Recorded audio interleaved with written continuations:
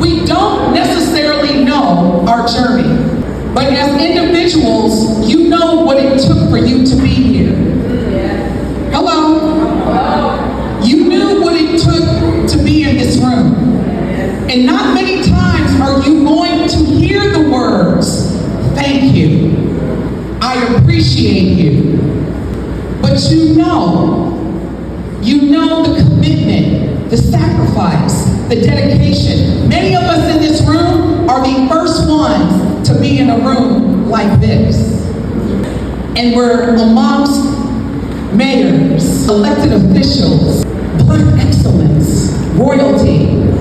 I'm going to ask each of you to pour back into the next generation, which in this room are the current mustard seeds.